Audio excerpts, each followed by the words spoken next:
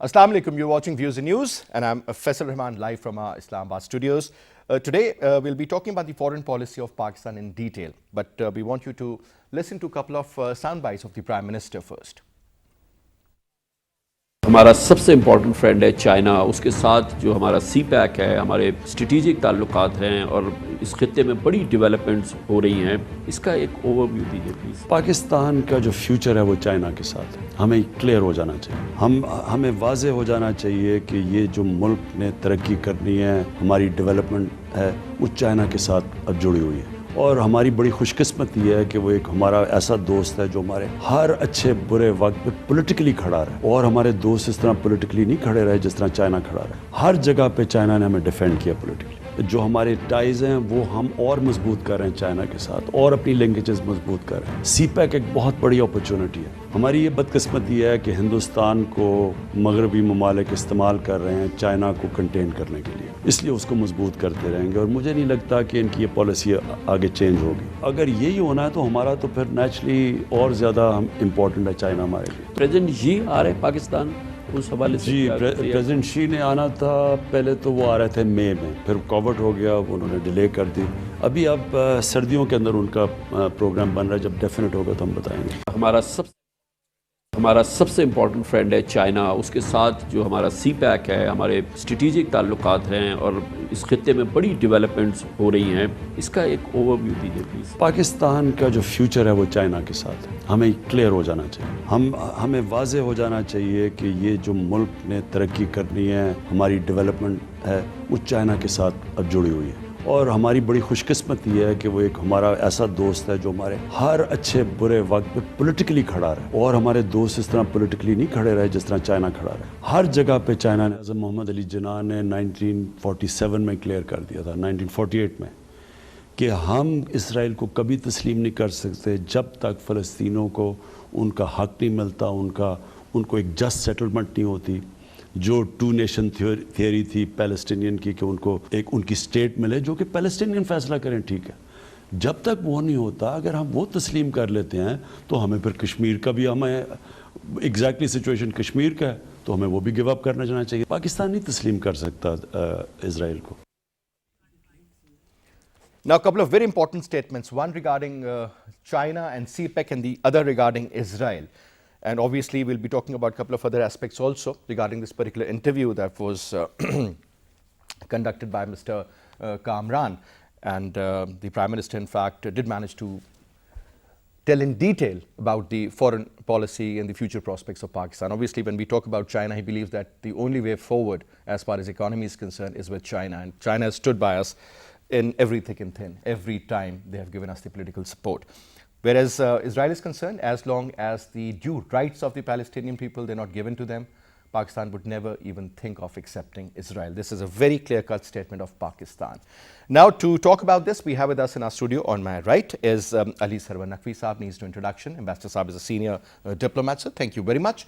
And we have with us Javed Siddique Saab. Again, needs no introduction, as a senior journalist, columnist, writer. Thank you very much, sir. And we have with us Lieutenant General retired Talat Masood Saab. Again, a senior analyst, writer, author as well as a columnist. Sir, thank you very much for your time as well. Sarwar Naqvi Saab, you have served in Jordan. Now, let me, because we have been doing a lot of shows on China and CPEC, we'll definitely talk about that, but in the later half of our program, let me start off from this Israel issue. Now, the United Arab Emirates, they have accepted it, the Abraham Accord or the Abraham Deal, whatever you may call it, and it's a peace accord, as they say. And most likely, it is going to be followed by Bahrain, Oman, a couple of other Gulf states, and most likely Saudi Arabia at some stage. So, the Middle Eastern policy which we've been following was because of these all countries, sir. Primarily, this was their issue, their problem, which we always supported.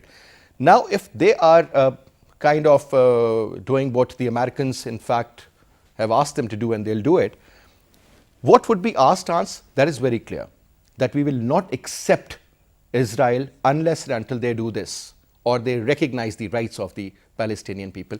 So do tell us about the rights. So we do understand about Kashmir, that what exactly is the problem. Is it about the right to self-determination regarding the separation, or maybe they want to join Pakistan, or whatever, this is up to them. What about the Palestinians, sir? In 2020, the current standing, post this two-state concept given by the Americans. Yes. Well, the Palestinian problem is as old as Kashmir, and around the same time in 1948 that the two issues came up before the United Nations Security Council, which had just been established and had started taking cognizance of the peace and security problems in the world, because the Security Council is responsible for the assuring of peace and security in the entire globe, or in entire membership. Now, Palestinian problem resulted from the creation of Israel. So, the three basic issues that the Palestinians raised was the right of return of the Palestinian refugees to their homeland in areas that had now been occupied by Israel, the new state of Israel. The second was to ensure the sanctity of the holy places in Jerusalem. And the third was to, subsequently added on, was to stop all settlements and any encroachment in the pre-67 boundaries of Israel and Jordan. Because Jerusalem and other areas, West Bank areas, were with Jordan. Jordan is the only other country apart from Pakistan which lost a large part of its territory in war, and that was, we lost it in 71, they lost 67. Mm-hmm. So these were the basic principles. Now I can go on and on, but let me quickly jump to the Oslo Accord. Under the Oslo Accord of 1990, the two-state formula was agreed upon, and that meant that there will be a Palestinian state in addition or along with the Israeli state. But Israel, soon after the accord, started raising the issue of the security of Israel, because they said that there are terrorists in the Palestinian areas in Gaza and in the West Bank, and Israel cannot have a hostile state next to it. So this was the argument that Israel started making. Anyway, all this continued, and there were all kinds of the Camp David Accord, and under Carter there was an agreement, then under Reagan, and it went on and on.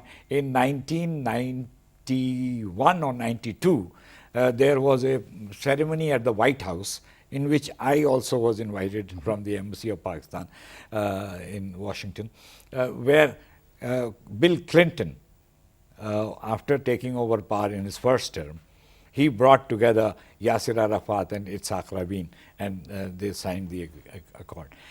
The point, and Pakistan has played a very key role from the very beginning.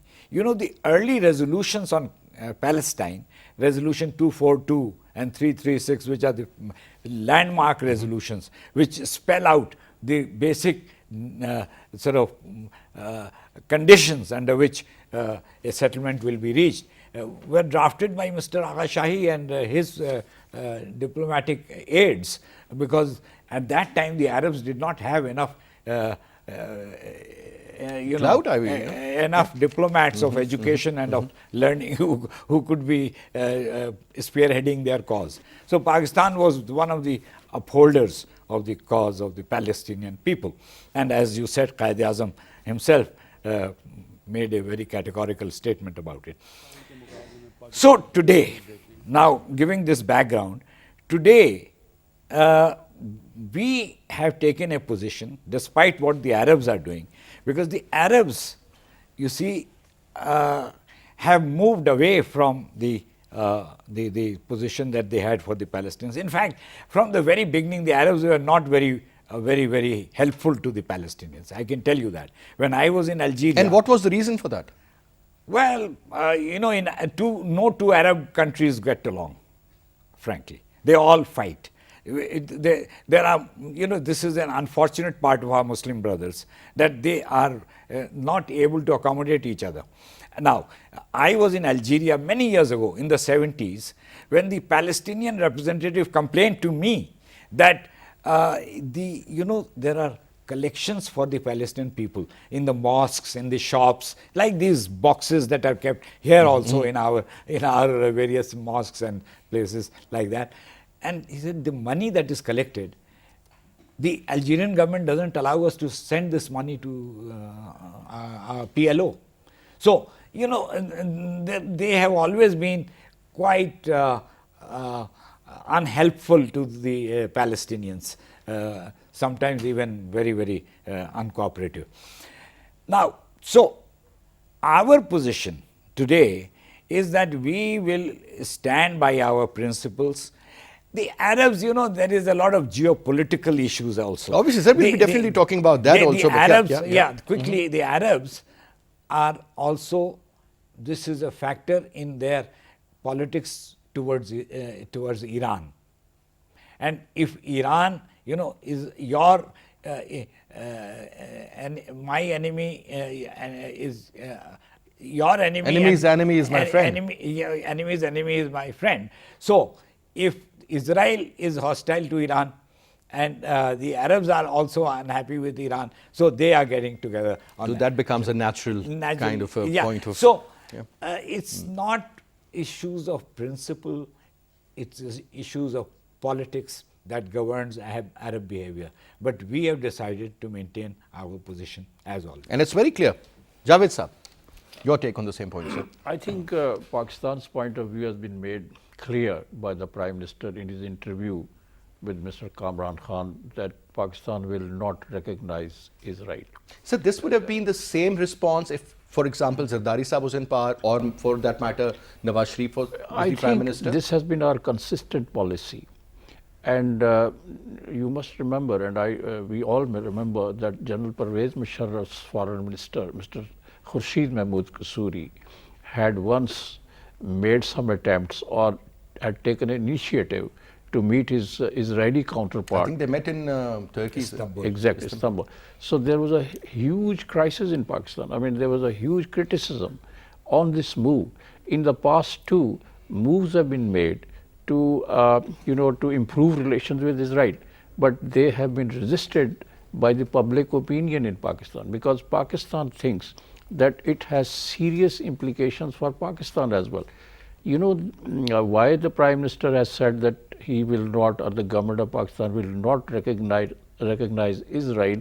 It has serious implications for the Kashmir issue as well, because there's an identical, both these problems are identical. Both Palestinians and Kashmiris are fighting for their right of self-determination, and Pakistan supports Israelis, Palestinians as well as Kashmiris in the struggle for right of self-determination. Both these the Palestinians and Kashmiris have been promised that they will be allowed to determine their future under the UN resolutions, Security Council resolutions. So therefore, Pakistan will weaken its stand on Kashmir if it gives a recognition to Israel. So I think Pakistan has taken a principled stand on this, and the Foreign Office came out with a statement earlier on this issue, on this UAE-Israel move. But Javed sir, out of the total 56 states, 57 countries, almost 22 do not recognize Israel. But what about if G6 countries, they all end up doing that?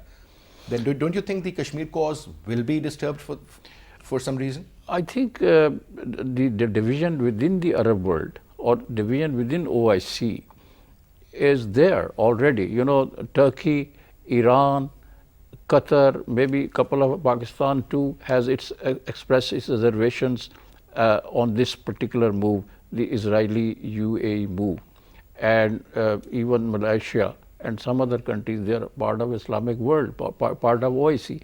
They have expressed their reservations on this move, recent move between UAE and Israel.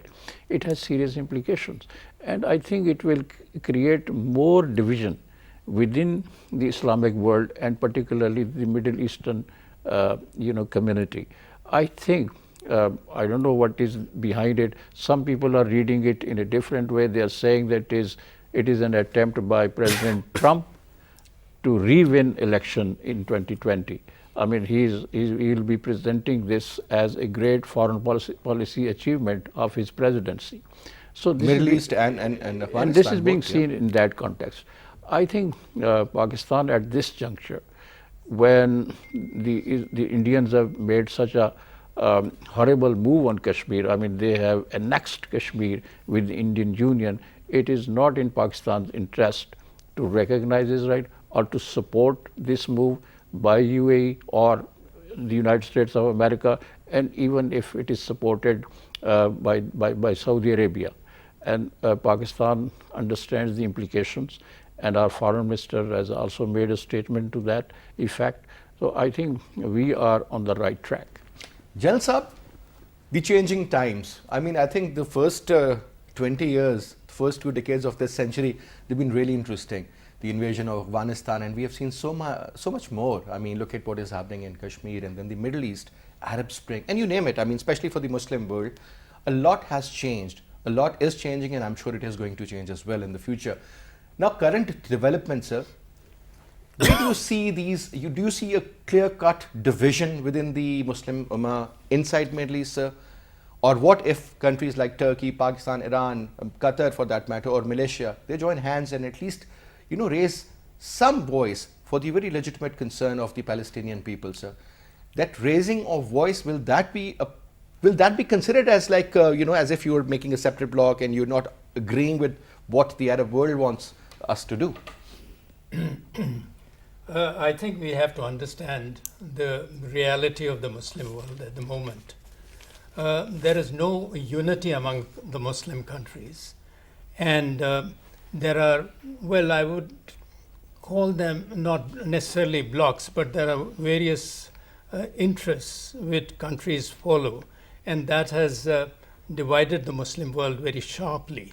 For instance, there is a very sharp division between Iran and the Arab world. There is a very sharp difference today between Turkey and the Arab world. And you will find that they are finding, and it is also a question of leadership of the Muslim world. So, and then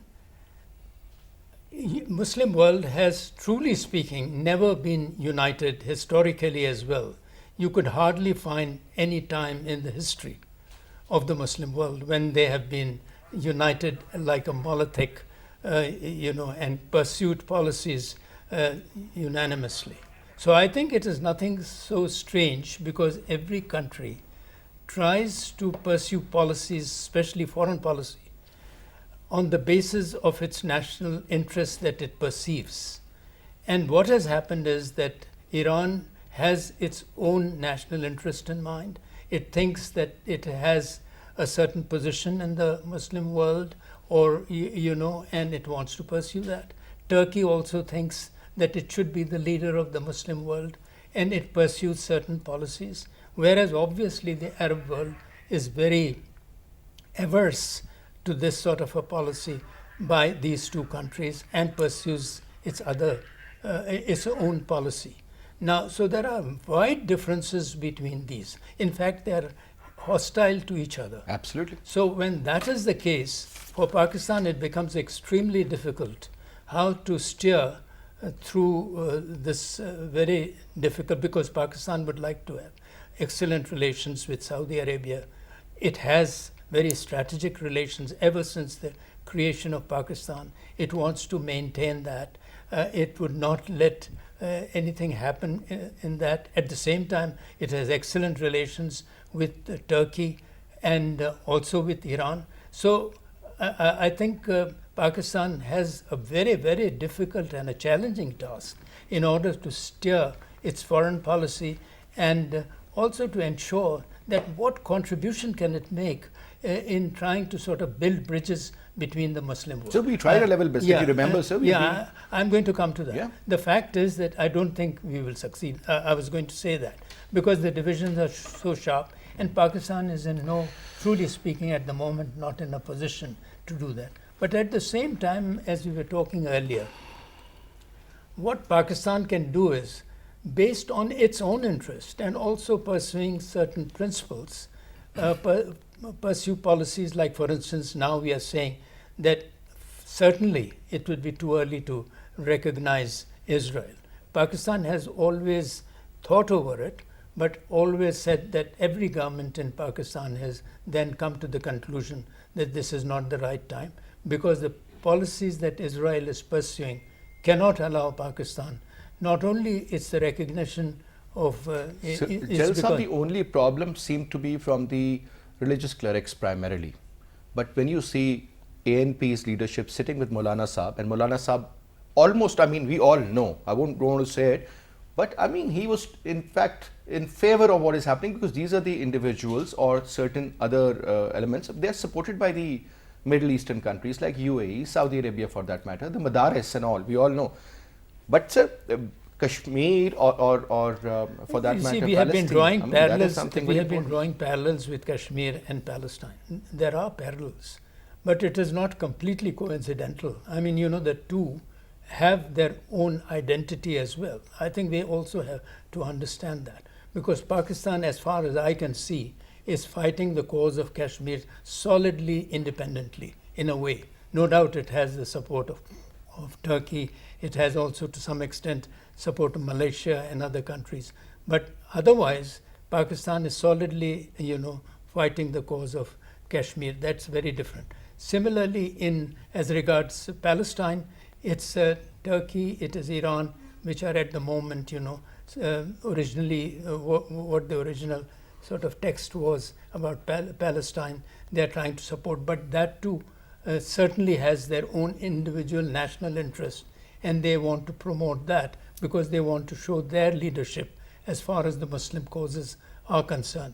So I think it's a very complex situation. People of Palestine also have been completely sort of decimated in that sense politically, that they cannot really assert themselves. And this process has gone on for years, you know, and they have become, truly speaking, Israel has dominated the region. Now the thing is, what I am seeing, at least this is in a humble way, that Israel's dominance in the Middle East is becoming more or less a clear sort of an identity emerging. Israel is already. Then what about the future of the adversaries of Israel, sir, like countries like Turkey, Pakistan, or Iran, for that matter? Like, in the reason why I'm talking of the Middle East, I'm talking of the Middle East really in that sense that, as regards technology, as regards science, as regards economy, Anything and as everything. regards the Western support, you know, they have far more. So we have to also understand that if you are fighting for the cause of Palestine or Muslim causes, including Kashmir, Muslim countries have to be internally strong. And unless they are strong internally and collectively, they'll never be able to achieve anything. And you will find that these other countries, and especially Israel, which could be an island as far as the Western interests and American interests are concerned, or Jewish interests are concerned, will continue to dominate the Middle East. Will continue to expand also, sir? Or there They will has to be expand, some yeah. halt at It's some You stage, see, sir? the thing is that you expand firstly territorially, and then you expand in influencing economically, politically, and strategically. Militarily, yeah. And this is exactly what has happened. Well, sir, second part, that is about a very strong statement given by the Prime Minister again. And he said the future of Pakistan is with China. Simple as that. So that means that the alignment, it's very clear now. We are looking towards east rather than the west. Where do you see Pakistan heading from here, sir? I think the Prime Minister has done the right thing by stating very categorically that Pakistan's future is with China. Now, this has all kinds of implications. We will then be pitted against all those countries which are trying to contain China. And we will be pitted against India, which is nothing new. We have always been in that situation.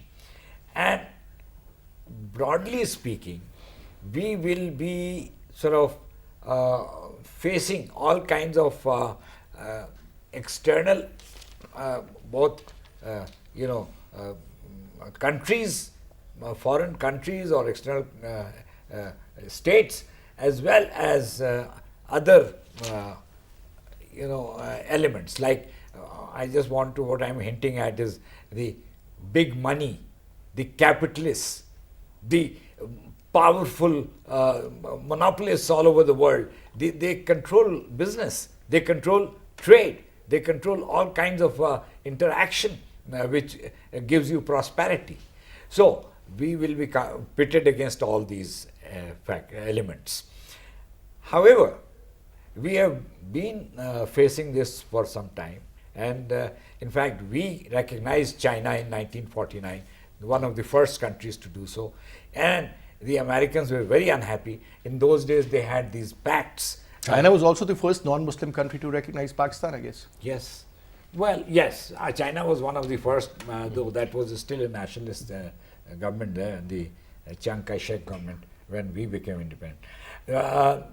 But the point is that China has been our friend all through, and China has not tried to influence us in any manner. They were a communist state, very strongly committed to communism, but they never tried to bring communism into Pakistan, despite the special relationship that they had.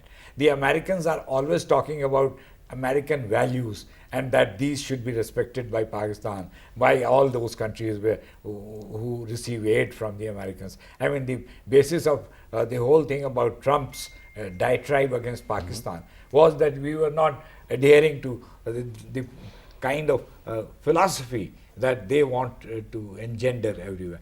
Chinese have not done that, and Chinese have always come to our help in times of need.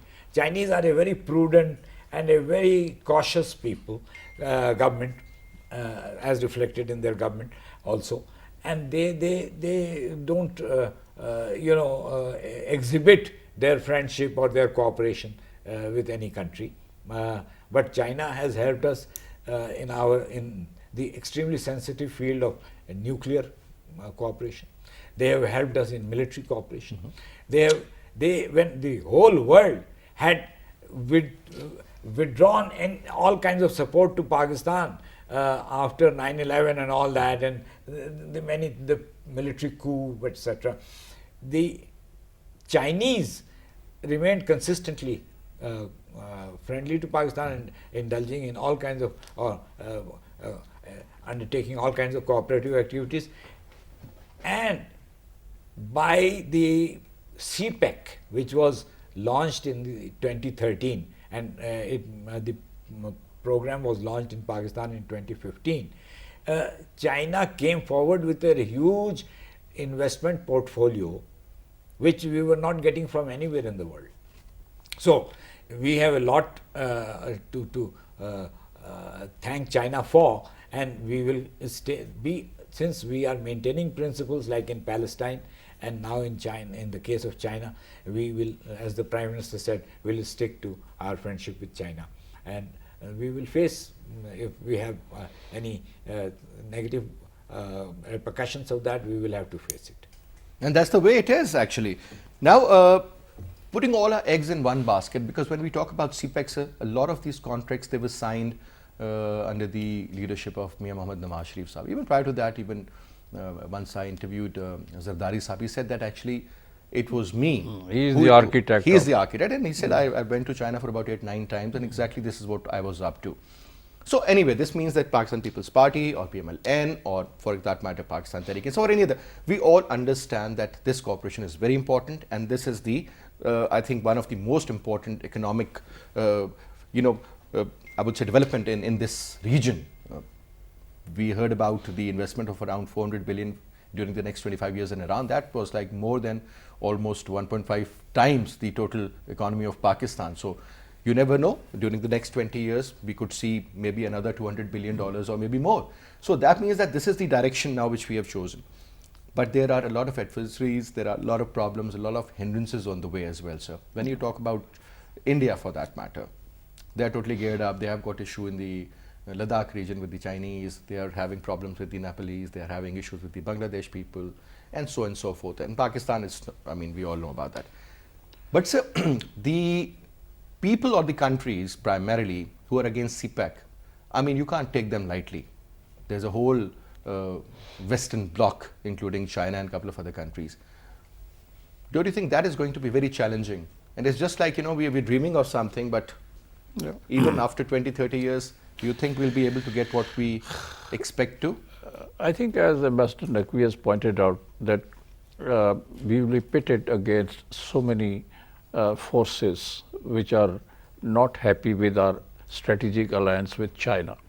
The CPEC has already been criticized by the United States, and some reports have been produced that through the CPEC, Pakistan is going to come under a huge burden of debts by year 2020 or 23 or something like this.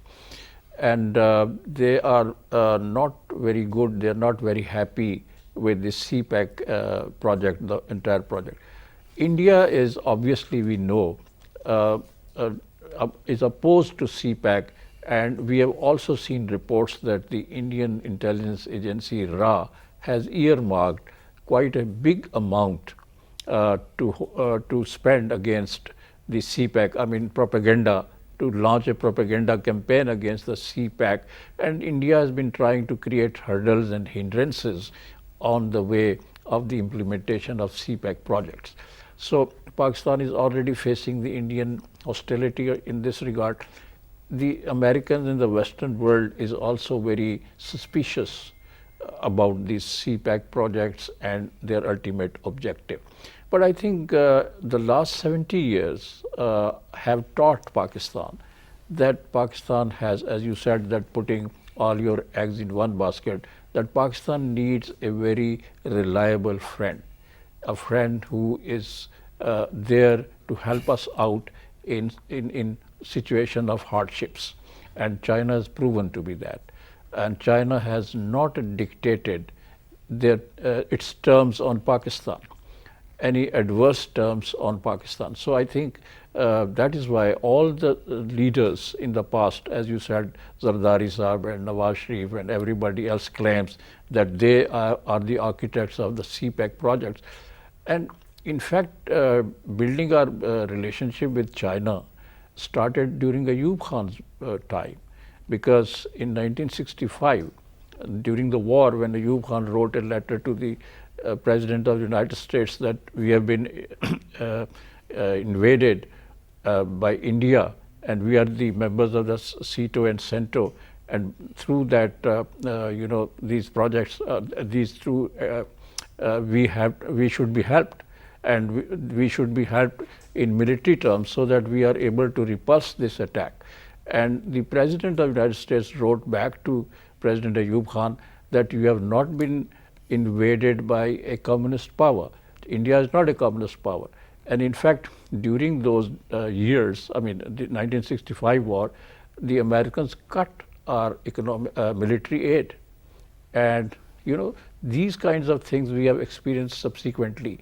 So I believe that our experience, the foreign policy makers, the security people in Pakistan, they have experienced that they need a reliable friend, a reliable ally in this region who could rescue us or who could come to help us out in a difficult situation. And I think China is a reliable ally, reliable friend. And I think such a huge investment has never been made in Pakistan in the power sector, in communication. In any other sector, infrastructure so for that that's matter. why I think the Prime Minister has very clearly said that we are now aligned with China, and it is a very permanent kind of alignment. All right. Now, Jalal Sahab, I was reading an article and they were saying that the next mega investment would be in the Azad Kashmir side.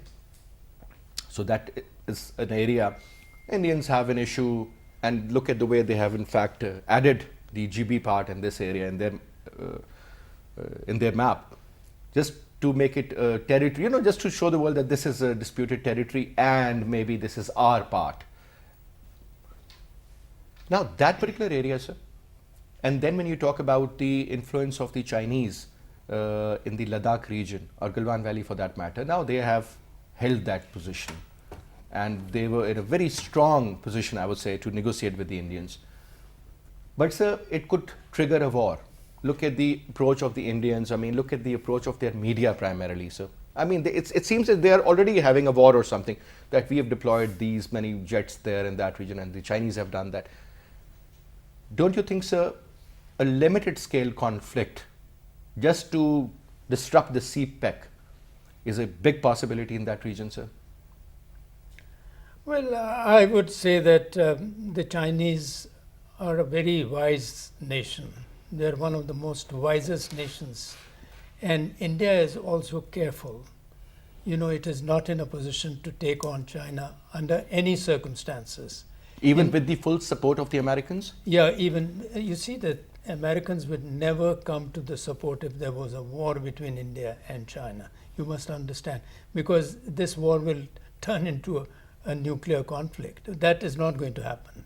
So I don't think we should really look at the problem in that sense. Sir, but why the Americans are exerting so much pressure on the Chinese in the South China Sea, or for that matter, Yeah, the Malacca? that I can give you an answer to that. You know, it's an economic war. It's a strategic war which is taking place between the United States and China.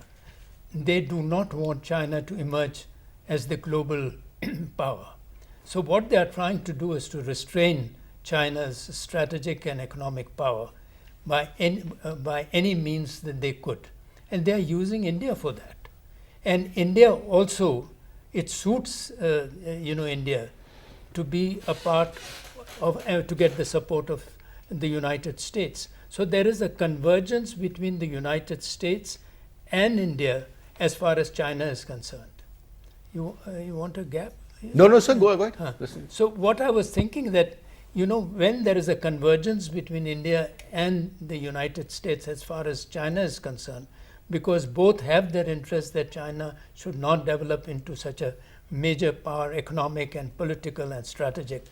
And Pakistan's interests and Chinese interests have coincided, as our colleagues have very rightly pointed out. So the point is that this strategic convergence, because you see it has benefited Pakistan enormously, but at the same time it has benefited China also extremely in every way. Mm-hmm. For instance, I mean, the Gwadar port and its access through the Gwadar port is extremely valuable. It has given a land route to China. Pakistan has contributed to that and has facilitated that. It has built an entire infrastructure with the support of the Chinese government and the Chinese people. So I think we have to understand that there is now a major convergence between China and Pakistan, which is a very lasting convergence. It's not going to change because of the type of investments that are being made, the way that the world is going. But at the same time, as we have said earlier as well, Pakistan is an important country. It values its friendship with other countries of the world as well. It believes in peace in the region. It believes in peace in the world, because it thinks that if that be the aim of every country, then there will be greater prosperity. And then you also have to understand that in the past, major powers tried to influence through military power. China is the first country which has tried to influence the world through its economic power. And this is a very major difference that has taken place. And that is what is happening now, that other countries are also seeing that China's economic power is curbed to the maximum. And that is the struggle that is going on. And we have to see that we, we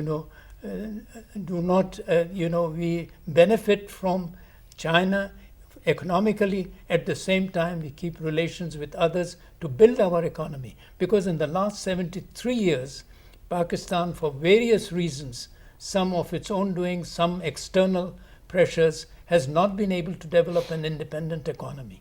So Pakistan's foremost requirement, and I think China is helping in that, is to build Pakistan's economy to a point where we become economically self-sufficient. I think that is very important, and that is what exactly is the need of the hour. Yeah. I was going through again an article, sir, and I was surprised to see. I mean, just imagine who could be the third largest business trader or the partner with India. Saudi Arabia. Sir, it is UAE. $60 billion worth of bilateral trade. 30 from that side and 30 from, so there is like, it's pretty even. Just imagine, almost 3 million people living in Working in UAE, Indians. and they have such a strong influence. I mean, what I'm saying is, sir, that I mean, we talk about remittances with Qatar, sir. Just imagine having a trade of $20 billion, out of which $18.5 billion of exports from Qatar. So they are striking a very good balance. I mean, imports from Qatar, almost 95%. And then you talk about having trade with Saudi Arabia, with the UAE, having great relationship with Israel. So what I'm saying is that they are striking a great balance. They have had great relationship with Iran also. Now the challenge is for Pakistan, sir, how to strike a balance. Initially, maybe it was between the Iranians and the Saudis. Now Turkish, Iranian and the Saudis. I mean, and now the UAE coming into the equation. What I'm saying is that with this, primarily the G6 countries, this is going to be a challenge and a half. How to go about that, sir? Because when you look about, Jalal Sahab was talking about the economy, look at the number of remittances we are getting from that part of the world. Saudi Arabia and UAE, just put together, Yes. Like it's more than 70%. Well, perhaps, yes. You also have Oman and Qatar and... But these are all those Kuwait. countries. Qatar is a small part. So Kuwait, Oman, UAE, Saudi Arabia, Bahrain, these are all Bahrain, yeah. primarily one, I mean, Yeah. one mindset. But yeah, UAE is very big in that smaller context, and Saudi Arabia, of course. You see, Faisal, the elephant in the room in this discussion of economy is the economy. I mean, you can play politics, you can do geopolitics by balancing and what you said, and by striking a balance, or by sort of doing your relationship in a manner in which you are friendly with everybody and with all the countries, and do not rub anybody the wrong way and all that. But all that has limited, and we have been doing that very effectively, in fact. But all that has its limitations. Why? Because of what you said, because of the big trade sort of component in their relationship with India, and that is huge. India is a big country with lots of sort of avenues of trade, and B, India uses their things, so it is a very oil and gas and whatever, so it works both ways. Now, our need of the hour is to develop our economy, and there is a lot of goodwill and market accessibility in many Middle Eastern countries, which we have been using, you know, like our fresh fruits, our vegetables, some of our agriculture products, they have been going to the Middle Eastern markets. But that has its own limitations. It's not very big. It can't be very big. Yep. But India, on the other hand, is also a semi-industrialized country. Value addition. And value addition. Yep. And in all areas. So, and then there is Indian soft power of movies and of dances and songs and whatever have you. So, we have to deal with all that, but we can't compete. We shouldn't be competing with India. We should be doing our own thing, and we should be trying to develop our economy and then reach out to the Arabs. I think that is the key. Sir? I think the name of the game is economy, as they say. Pakistan definitely needs to build its economy, and our friend China is there to help us out, and particularly in the strategic sectors, in power sectors, in communication, in the ports, and now ML1 project. These are strategic projects, and China is willing to invest in these projects, which are going to be game changer in Pakistan. So I think that Pakistan must benefit from its relations with China, from two brotherly countries. I mean, we and Chinese are neighbors, And I think from a neighbor we could benefit in a huge way, because China is economically so developed. And China is investing not only in Pakistan, China is investing in other regions, in Africa, for that matter, Latin in America. South America, and elsewhere. So I think we must benefit from China. As the Prime Minister said in yesterday's interview, that we can learn a lot from China, and particularly how China lifted its poor people from abject poverty to prosperity. So, closing remarks from you, General Saab. I think our discussion has been on the right lines.